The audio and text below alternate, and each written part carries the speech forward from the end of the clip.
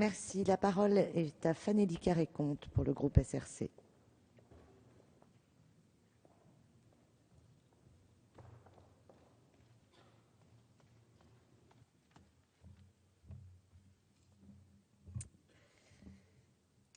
Bien, Madame la Présidente, Monsieur le Ministre, Mesdames et Messieurs les présidents et rapporteurs, chers collègues, même à cette heure tardive, je suis heureuse de prendre maintenant la parole pour aborder dans cet hémicycle un sujet que nous savons au cœur des préoccupations et du quotidien de nos concitoyens, à savoir la santé. Les enjeux que recouvrent les questions de santé publique, de développement de la prévention, sont en effet essentiels pour concourir à l'amélioration de l'état global de santé de notre population et pour la réduction des inégalités de santé, des objectifs dont nous conviendrons tous de l'urgence, tant ces inégalités se sont creusées ces dernières années. Et c'est dans ce contexte, mes chers collègues, que nous pouvons saluer un budget 2013 qui sait concilier nécessaire rationalisation des dépenses, une nécessité que je crois personne ici ne pourra contester, et maintien des priorités en matière de politique de santé publique. Dans un premier temps, je souhaitais m'arrêter sur ce souci de rationalisation des dépenses de cette mission santé, pour dire qu'il nous faut avant tout rappeler que ce budget ne peut être déconnecté du PLFSS. Ainsi, ceux qui ont analysé la recherche de maîtrise de certains crédits dans cette mission comme préjudiciable à nos objectifs en termes de santé font un raisonnement erroné, car ils oublient que ces économies doivent être examinées au regard de l'augmentation de l'ONDAM que nous avons souhaité et voté ici pour pouvoir assumer des politiques de santé ambitieuses. Je voulais également rappeler à Madame Fraisse, par rapport à ce qu'elle vient de dire, qu'il faut faire attention au jeu d'écriture dans les crédits, puisque les crédits alloués aux projets régionaux de santé qu'elle a évoqués tout à l'heure seront compensés en réalité par des nouvelles rentrées fiscales de l'assurance maladie, ce qui nous a été expliqué par Madame la Ministre en commission élargie.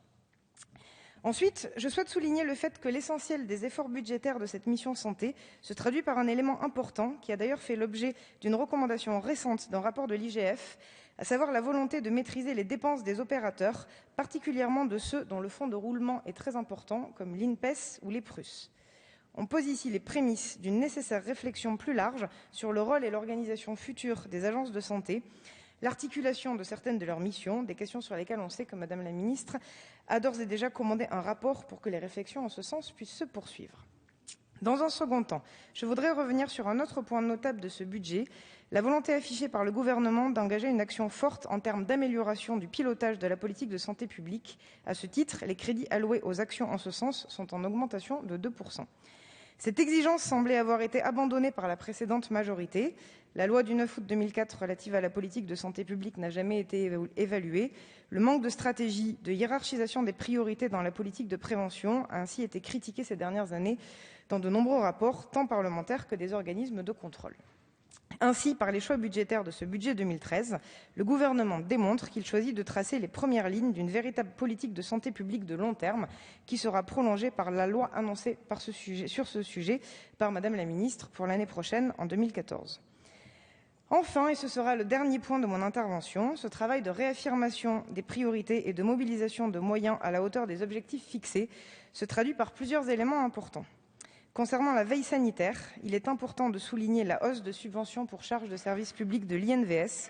Cet effort budgétaire permettra à l'agence de bénéficier de moyens à la hauteur de l'importance de ses missions, ce qui sera pour cet institut un soulagement après 2 années de baisse de ses subventions. Il me semble également nécessaire de m'arrêter sur le maintien global des crédits consacrés à la prévention des risques sanitaires, regroupés dans les actions 13, 14 et 15. J'insiste notamment sur l'importance ainsi accordée aux maladies chroniques et aux déterminants de santé que sont l'environnement et l'alimentation. Pour terminer, mais comme on dit en anglais, last but not least, je salue le maintien des crédits alloués à l'aide médicale d'État, ce qui répond à une nécessaire exigence de solidarité, et oui, monsieur Tian, mais aussi de santé publique, et constitue une nette rupture avec les politiques menées précédemment.